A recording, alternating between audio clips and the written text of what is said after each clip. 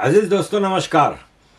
अजीज दोस्तों, Iran America वापस हमले शुरू हो गए हैं।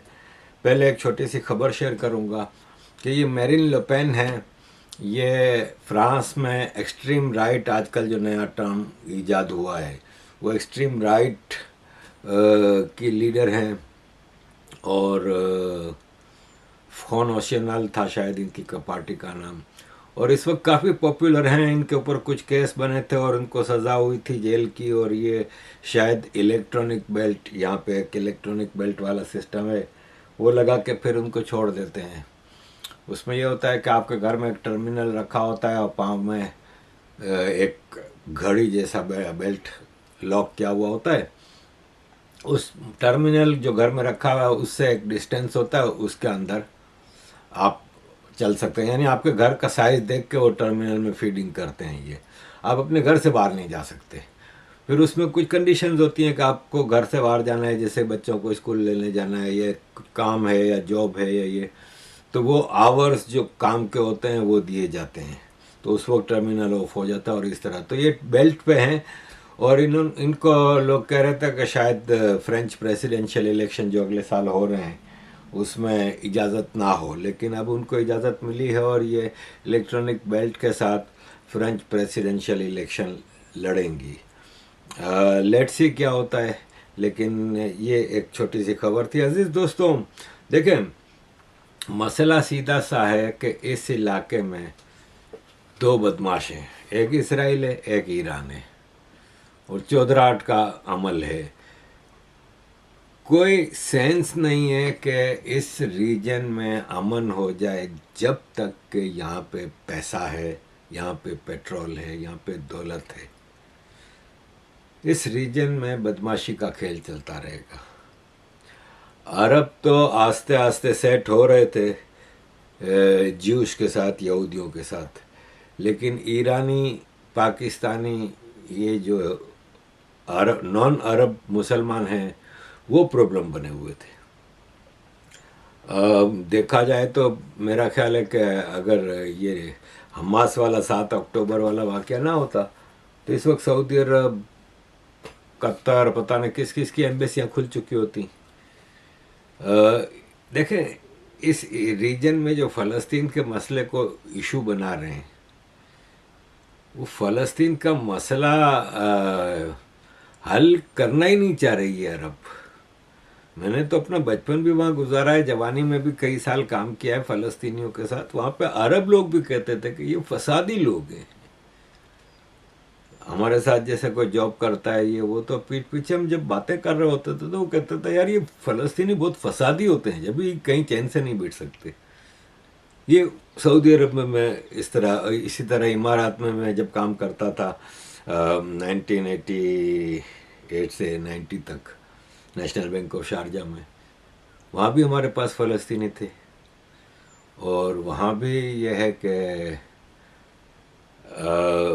तजर्बा है कि किस किस्म के लोग हैं, मसला हल करना ही नहीं चाहते। क्योंकि जब आपके बेसिक उसमें है टीचिंग्स में कि पूरा इलाका यहूदियों से खाली करो, मार डालो, जहाँ देखो मार डालो, ये चीज़ें आज आप अगर प्रैक्टिकलिटी में चला रहे हैं तो फिर इस मसले का कोई हल नहीं।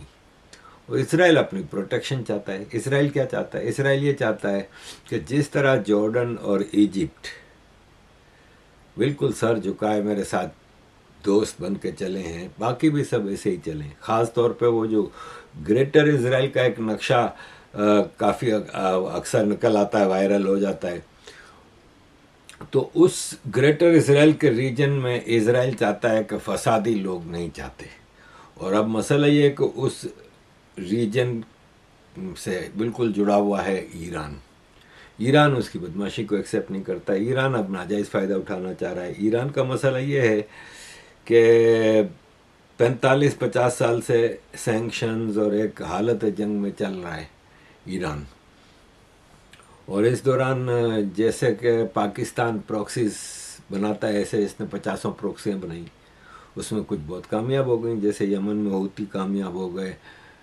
हमास का एक टोटल कंट्रोल हो गया था गज़ा पे। 20-22 साल तक हमास का टोटल कंट्रोल रहा था। वहाँ पे उन्होंने कितनी हद तक आपने देखा ही था कि हज़ारों की तादाद में रॉकेट फायर हुए थे गजा से शुरू में इजराइल के ऊपर। तो ये सब चीज़ें ईरान की मदद से ही डेवलप होती रहीं। फिर लेबनान में हिजबुल्ला कितना स्ट्रांग बना हुआ था। फिर सीरिया में इसके अपने ईरान के प्रॉक्सीज थी। फिर इराक में थी। ईरान एक्चुअली खेलता है अपने शियाइज़म के ऊपर। आपने देखा कि अभी खामेनेई की जो डेड बॉडी है वो ईरान से फिर नजफ लेके गए थे। नजफ इराक का शहर है। नजफ जहाँ तक मुझे याद पड़ता है हज़रत अली का वहाँ पे मज़ार है।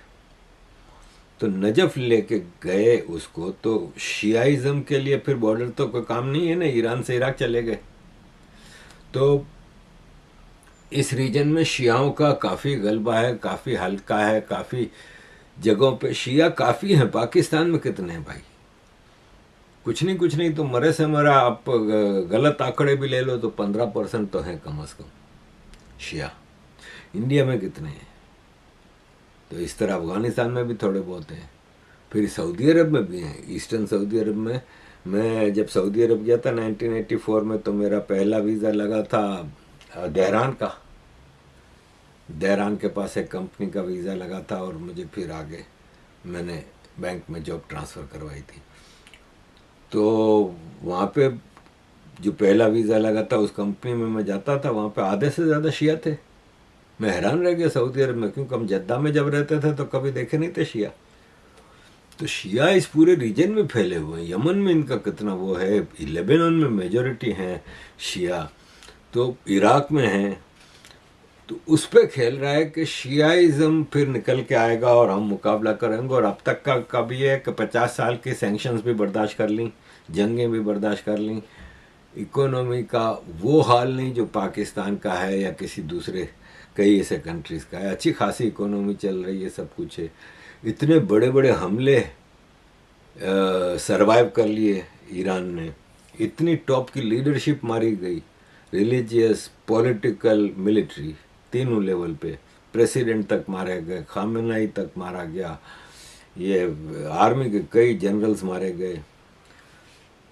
इस सब के बावजूद इंफ्रास्ट्रक्चर इतना तबाह हुआ, बमबारी हुई है भाई, हज़ारों बम मारे हैं इतने 2-3 महीनों में।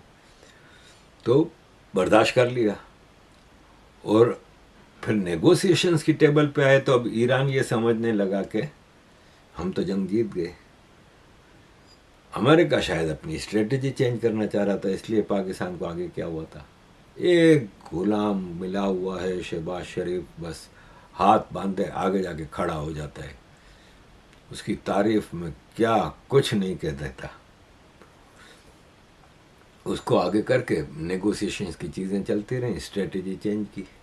अब इस रीजन में देखें जो पिछले 3-4 साल से जो खेल चल रहे हैं उसमें आप देखें कि यमन का मामला देखें तो हूती और यमन में जो दूसरे हैं 2-3 ग्रुप लड़ पड़े हैं।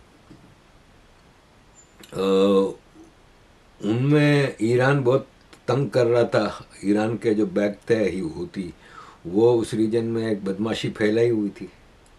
उसको सऊदी अरब, पाकिस्तान और अमेरिका ने मिल के बहुत कमज़ोर कर दिया और ईरान तकरीबन वहाँ से भाग चुका है। अब बस उनके जो लोग हैं जिनको ये सपोर्ट करते थे वो वहाँ पे हैं।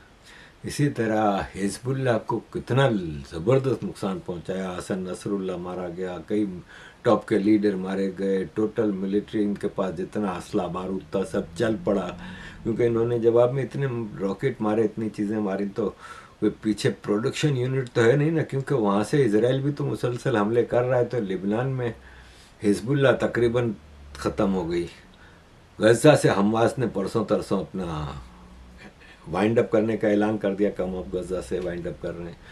तो हमास तकरीबन इतनी स्ट्रांग हो गई थी गजा में, वो उसका सफाया हो गया। सीरिया में इतने सारे मसलों के बाद ये अपनी पसंद का टेररिस्ट बगदादी को लेके आ गए, हसन शरावी और बदल बगदादी और पता नहीं क्या। तो वो सीरिया का मसला सेटल हो गया। इराक वैसे ही नरम गरम इनके कंट्रोल में ही चलता है। तो असल ये है कि कामयाबी इन्होंने हासिल की। रेजिम चेंज ईरान में करने की इनकी हसरत ही रही, और ख़ास तौर पे जब इन्होंने ये देख लिया कि खामेनेई के जनाजे में ने तो मिलियंस ऑफ लोग, इतने लोग, वो फिर पूरी दुनिया के कई मुस्लिम देशों से वहाँ पे गए थे डेलीगेशंस, तो उस पे वो जो परसेप्शन था कि ईरान की मेजॉरिटी पब्लिक है ना वो इस गवर्नमेंट से खुश नहीं, वो परसेप्शन ख़त्म हो गया। हालांकि अमूमन होता है कि हालत जंग में क्या होता है कि पब्लिक को अपनी गवर्नमेंट से कोई शिकायतें होती भी हैं तो भी वो कहते हैं नहीं फिल वक्त जंग चल रही है, हम अपनी गवर्नमेंट के साथ खड़े हैं। ऐसे भी हर कंट्री में मेजॉरिटी लोग होते हैं। तो इस ईरान के मामले में अमेरिका का जो परसेप्शन था ना, जो वो गलत साबित हुआ। रेजिम चेंज कर नहीं सके, ईरान को कमज़ोर कर नहीं सके। ईरान के पास जो पीछे से बैकअप हथियारों की भरमार है कि वो इज़राइल, इमारात, बहरीन, कतर, सऊदी अरब, कुवैत, इन सबको इराक, इन सबको टारगेट कर रहा है। और मतलब हथियारों की कमी नज़र नहीं आती। इसकी वजह यह भी है कि ईरान के पास छोटी छोटी ड्रोन बनाने की फैक्ट्रियां बहुत हैं, क्योंकि बड़ी फैक्ट्री बनाने का मसला ये होता है कि अमेरिका के सैटेलाइट के ज़रिए नज़रों में आ जाता है और तबाह हो जाती है एक मिसाइल के ज़रिए। तो छोटी छोटी ड्रोन बनाने की फैक्ट्रियां बहुत हैं। तो ड्रोन आजकल आपको पता है कि एक बहुत ही ख़तरनाक हथियार बन चुका है, उसके मल्टीपल रास्ते हैं इस्तेमाल के। तो एक तो ड्रोन की प्रोडक्शन जारी है, दूसरा वही कैस्पियन सी है ना जहाँ से रशिया का समंदर का बॉर्डर मिलता है, वहाँ से चाइना और रशिया के हथियार भी सप्लाई हो सकते हैं, क्योंकि ये कई जगहों से ये खबरें आई थी।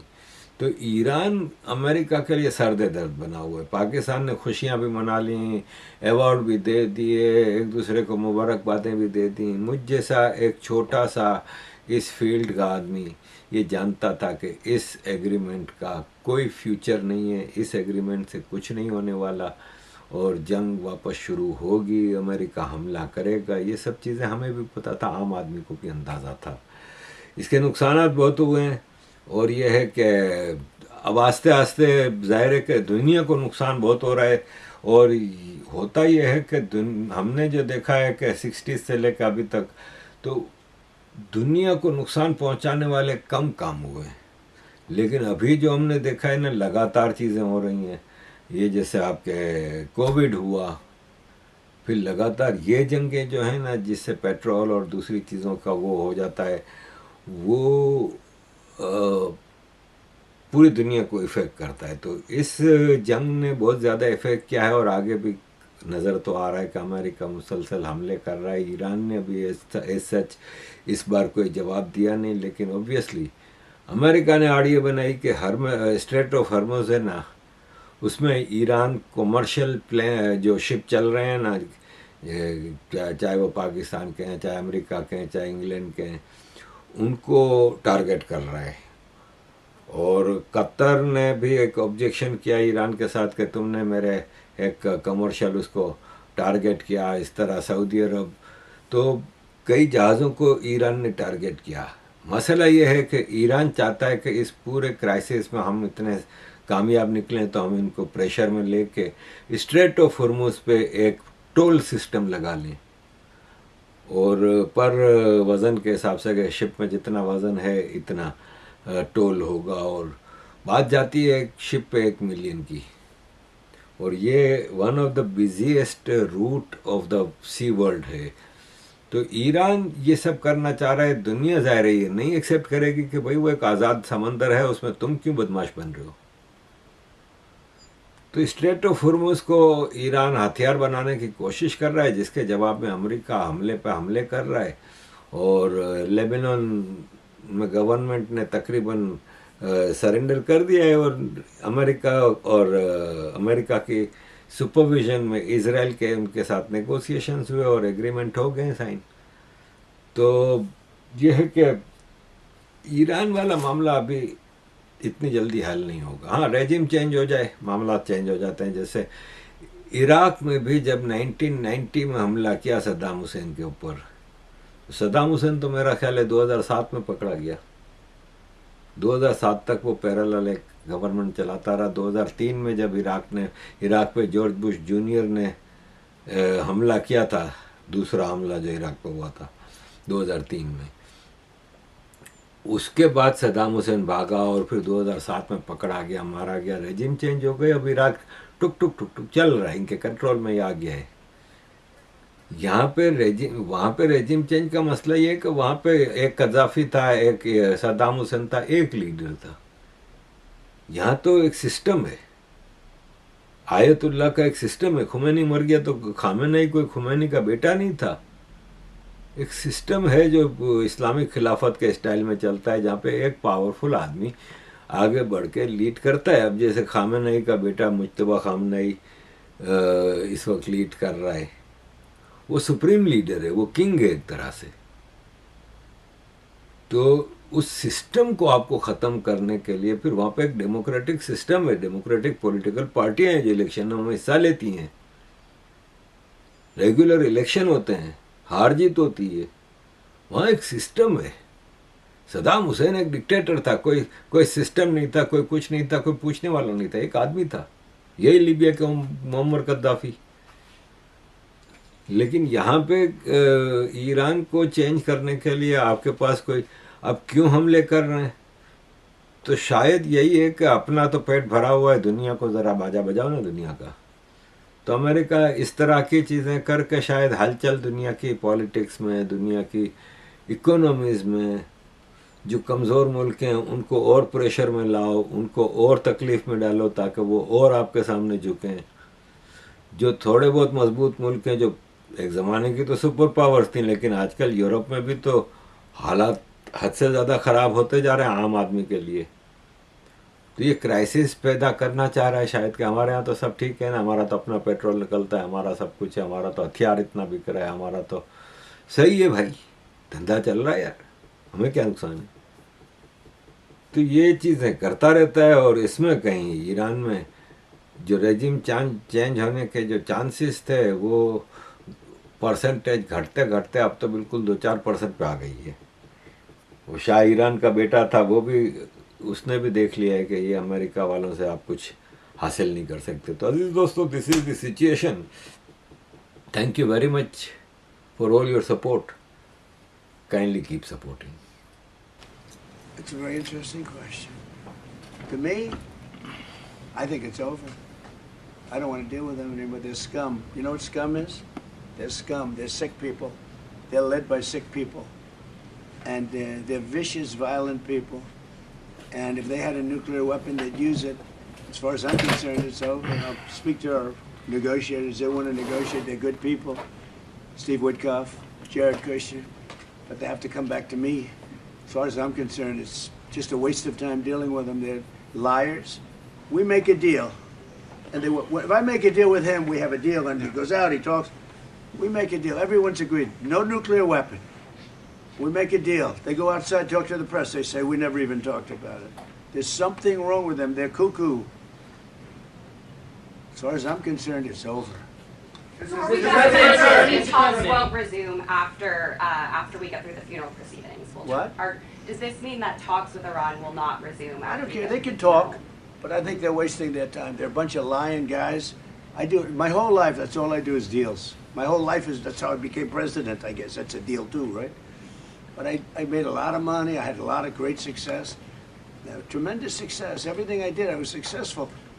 And I deal with these guys and I say, this is from a different school. They're liars. They're cheats. They're sick people. They've hurt their people. They killed 54,000 people as of now that were protesting. You know, when people say, how come they haven't taken over? They can't take over because they're dead. They killed them. Nobody's going to take over. They have no guns, and the other side has machine guns. And they're killing them. The press doesn't report it. But they're bad people. They're bad people. And frankly, I don't want to waste my time with them. Now, I'll let our wonderful negotiators keep talking if they want, but I don't see it. I don't like these people. You know that? I like him. I like the leaders. I think all of these leaders. Great. And they love I think they didn't treat the United States fairly for many years, but that's okay. But they're sane, rational, good people. Most of them. I don't like a couple of them, to be honest with you. But there are a couple I don't like much.